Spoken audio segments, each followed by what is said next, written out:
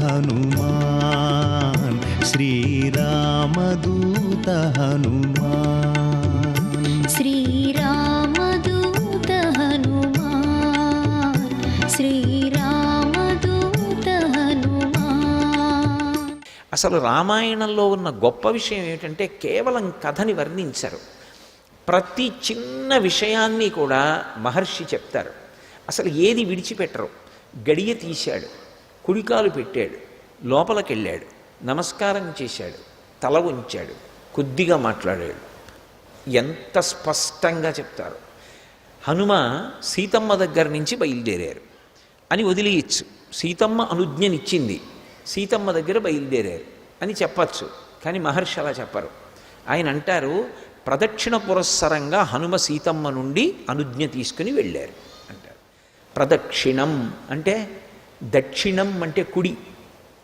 మనం ఇది చాలా చాలా పవిత్రమైనది అని నమ్మితే దాని పట్ల గౌరవానికి సూచనగా ఏం చేస్తామంటే దాన్ని మన కుడి చేతి వైపుకే ఉండేటట్టుగా తిరిగితే ప్రదక్షిణం చేశాడంటారు.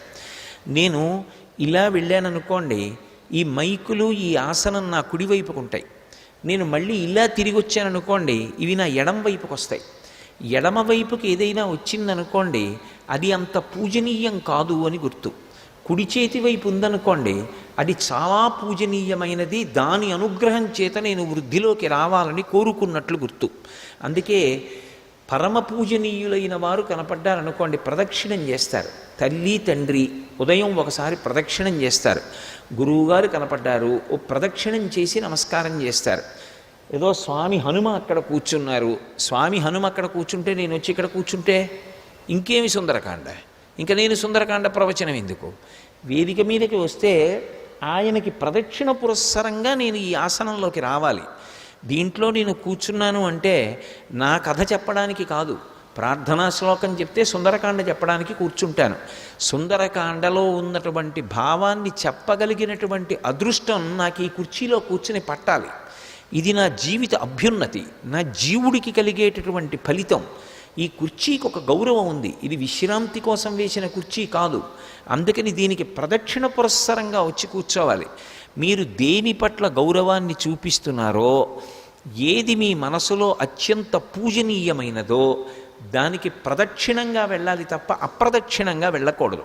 నీకు నిజంగా మనసులో ఆ భావన ఉన్నది, ప్రదక్షిణ పురస్సరంగా వెళ్ళాలి.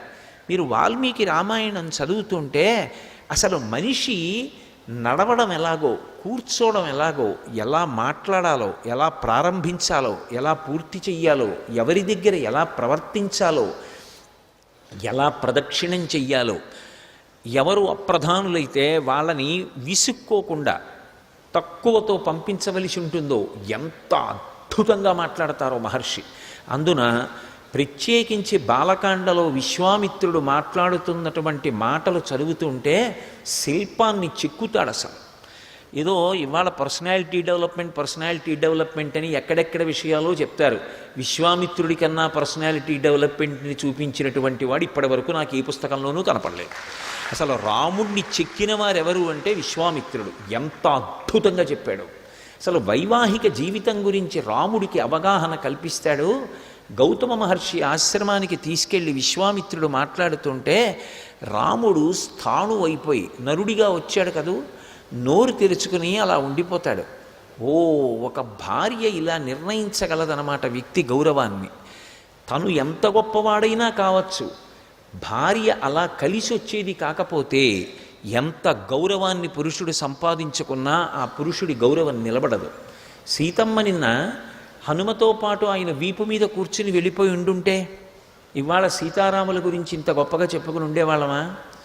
అది ఎంత పవిత్ర స్థానమో, ఎంత శాంతి స్థానమో మహర్షి ఎంత అద్భుతంగా మాట్లాడతారు. సర్వం శ్రీ ఉమామహేశ్వర పరబ్రహ్మార్పణమస్తు. స్వస్తి.